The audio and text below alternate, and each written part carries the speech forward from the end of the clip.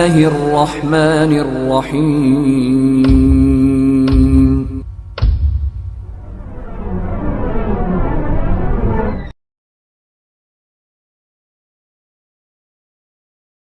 السلام علیکم ورحمۃ اللہ وبرکاتہ.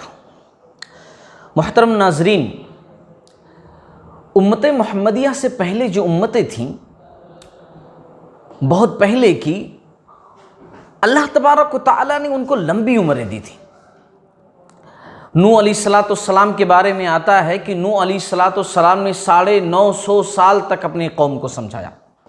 یہ صرف انہوں نے جو سمجھایا ان کو، اس کی جو ہے مدت بتلائی گئی ہے. ان کی خود کی مدت اس سے زیادہ تھی. امت محمدیہ کو اللہ تبارک و تعالی نے اتنی مدت نہیں دی ہے. اللہ کے نبی صلی اللہ علیہ وسلم نے فرمایا میری امت کی منیمم ایج جو ہے وہ 60 سے 70 کے بیچ میں. امت محمدیہ کی اتنی زیادہ ایج نہیں ہے. اب وہ لوگ اتنی زیادہ عمر پاتے تھے، اور اس میں بہت سارے نیک لوگ ہوتے تھے جو اتنے سال عبادت کرتے تھے. امت محمدیہ کے اندر لوگوں کی ایج کم ہے، ظاہر سی بات ہے، اس کے اعتبار سے ان کی عبادتیں ہوں گی، لیکن پھر بھی ہم پہلے جنت کے اندر جائیں گے.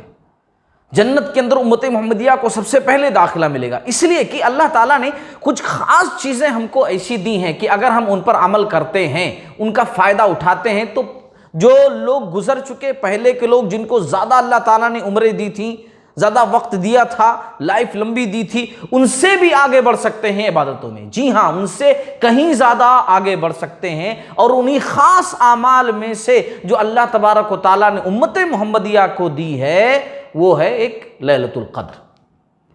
لیلۃ القدر جس کے تعلق سے قرآن مجید کے اندر رب ذوالجلال نے کہا ہے کہ 1000 مہینوں سے بہتر ہے.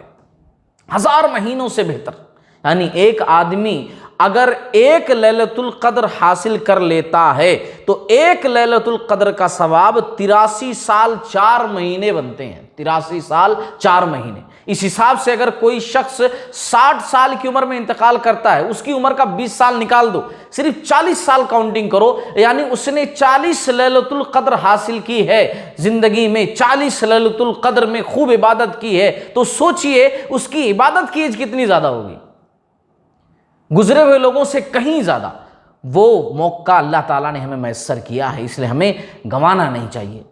اللہ کے نبی صلی اللہ علیہ وسلم کو یہ رات بتائی گئی تھی. ابھی ہم کو طاق راتوں میں جو ہے آخری رمضان کے آخری عشرے کی طاق راتوں میں اس رات کو ڈھونڈنا ہے، یعنی 5 رات جاگ کر کے ہمیں خوب اللہ کی عبادت کرنی ہے. انہی میں سے ایک رات کوئی ہو، اللہ تعالیٰ عنایت فرمائے. کچھ نشانیاں اس کی بتلائی گئی ہیں، لیکن اس نشانیوں کے پیچھے مت بھاگیے بلکہ عبادت کیجیے. کچھ نشانیاں بتلائی گئی ہیں، جیسے اللہ کے نبی صلی اللہ علیہ وسلم نے فرمایا اس رات بارش کے تعلق سے، ہلکی پھلکی بارش. یا ایک حدیث کے اندر صحیح مسلم کے اندر یہ بات ملتی ہے کہ اس رات کی صبح کو سورج بغیر شعاع کے طلوع ہوگا، یعنی جو شعاع ایک لائٹ ہوتی ہے، ایک روشنی ہوتی ہے ٹارچ جیسی، ویسی روشنی نہیں ہوگی. تو چند جو ہے اس کی نشانیاں بتلائی گئی ہیں صحیح مسلم وغیرہ کے اندر، حدیث کے اندر، لیکن ان کے پیچھے نہیں پڑ کر کے ہمیں عبادت کرنی چاہیے. قرآن مجید کی تلاوت، ذکر و اذکار، نوافل کا اہتمام، خوب نفلی عبادت کرنی چاہیے ان راتوں میں، طاق راتوں میں. اللہ کے نبی صلی اللہ علیہ وسلم نے فرمایا کہ جس نے لیلۃ القدر والی راتوں میں، طاق راتوں میں قیام کیا ثواب کی نیت رکھتے ہوئے، تو اللہ تعالیٰ اس کے گزرے ہوئے تمام گناہ کو معاف فرما دیں گے. کتنا اچھا موقع ہے اپنے گناہوں کی بخشش کے لیے، اپنے رب سے اپنے گناہوں کو معاف کروانے کے لیے کتنا بہترین موقع ہے.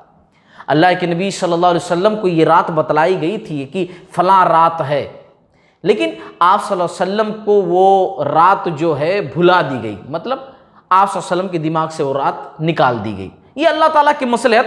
اللہ تعالیٰ شاید یہ چاہتا ہو کہ میرے بندے خوب زیادہ عبادت کریں. اگر کوئی ایک رات متعین کر دیتا، اللہ تعالیٰ نبی کے ذریعے سے بتلا دیتا کہ فلاں رات ہے، تو ہم لوگ کیا کرتے؟ بس خالی اسی ایک رات کو جاگتے، اسی رات کو عبادت کرتے، باقی 4 راتیں چھوڑ دیتے ہم لوگ. اللہ تعالیٰ کی یہی منشا، شاید اللہ کی مرضی، یہ اللہ رب العالمین کے کام کہ اللہ تعالیٰ چاہتا میرے بندے زیادہ عبادت کریں.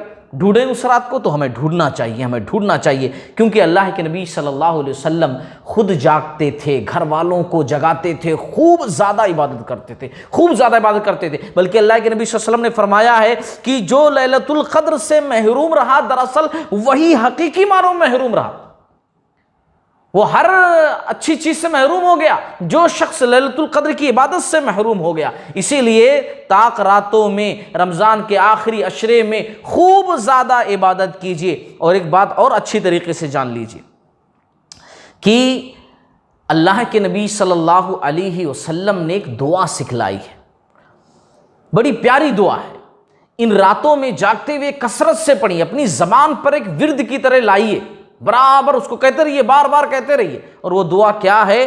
دعا ہے اللہم انکا عفو تحب العفو فاعف عنی، اللہم انکا عفو تحب العفو فاعف عنی، جس کا ترجمہ یہ ہے کہ اے اللہ تو معاف کرنے والا ہے، تو معافی کو پسند فرماتا ہے، اس لیے تو مجھے معاف فرما دے۔ کتنی پیاری دعا ہے، کتنی عظیم دعا ہے، اس لیے اس دعا کو برابر کرتے رہیے۔